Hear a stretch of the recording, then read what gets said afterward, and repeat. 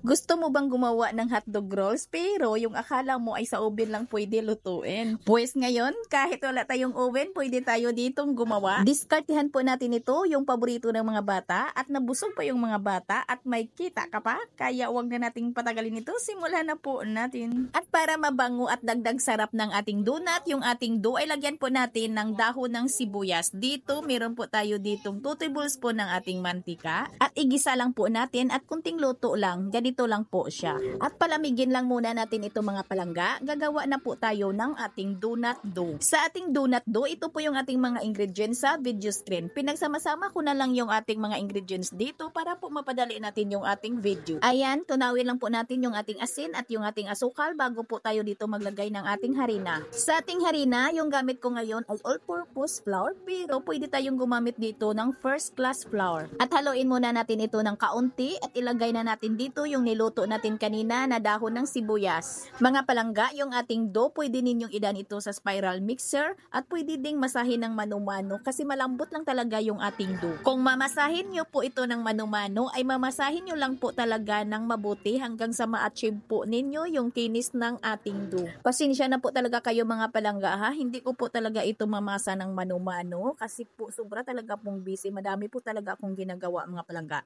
Kaya dinaan ko na po ito sa dough roller yung ating dough at cut ko lang po ito sa 30 to 32 grams lang. At pagkatapos natin itong putulin ay diretso na po natin ito figura ng pabilog. Yung ating tray or plansa, ibanyahan lang po natin ng shortening. At itong isang tray natin ay lulutuin po natin ito sa ating oven para may ideya din kayo sa ating time baking kung ito'y lulutuin po ninyo sa inyong oven. At palsahin lang muna natin ito ng 2 hanggang 3 oras. At pagkalipas ng 1 oras mga palangga, ang ilulutuin po natin sa ating oven ay lagyan po natin na ito ng hotdog. Meron po ako ditong mga maliit lang na hotdog at hatiin ko lang po ito sa gitna. Kailangan, bago po natin ilagay yung ating hotdog dito, ay nakaalsa na po yung ating dough ng mga 1 oras. At idiin lang po talaga natin yung ating hotdog para pag umalsa na yung ating dough ay hindi po siya lalabas. At huwag ka lang matakot na idiin ito ng todo kasi yung ating dough ay hindi yan babagsak or hindi mapatay kasi kunti pa lang yung inalsa niya, maliit pa yung alsa niya. At banyahan lang po natin ito ng itlog, yung ating lulutuin sa ating oven. At yung 4 natin na tray ay lulutuin po natin sa ating mantika. At syempre mga palangga ha, yung lulutuin natin sa ating mantika, hindi niya natin banyahan ng itlog.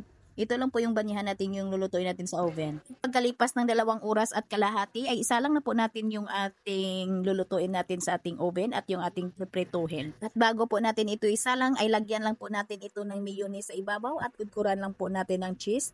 Quick melt po yung gamit ko mga palangga na cheese.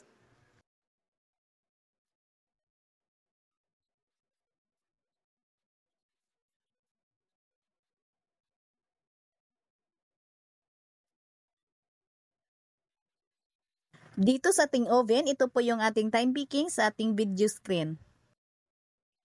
At sa ating prito naman ay meron po tayo ditong maliit lang na hotdog. Hatiin lang natin ito sa gitna at lutuin.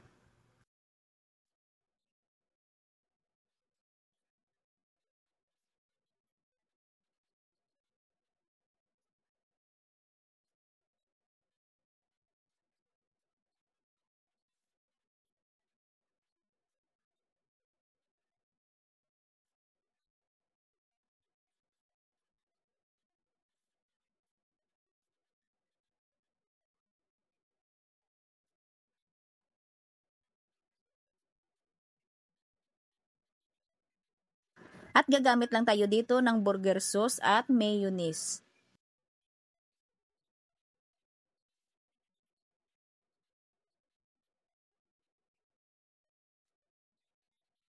At yung ating piping bag ay butasan lang natin ng maliit lang talaga yung butas.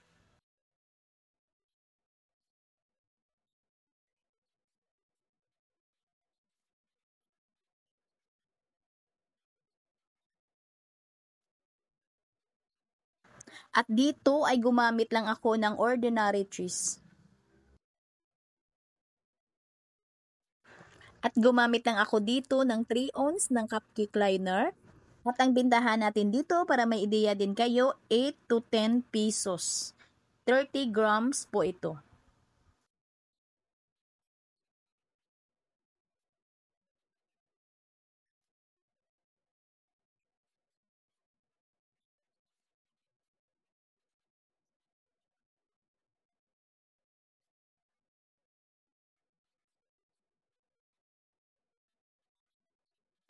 At ito naman yung luto natin sa ating oven. Ayan mga palangga bungi na yan, kinain na.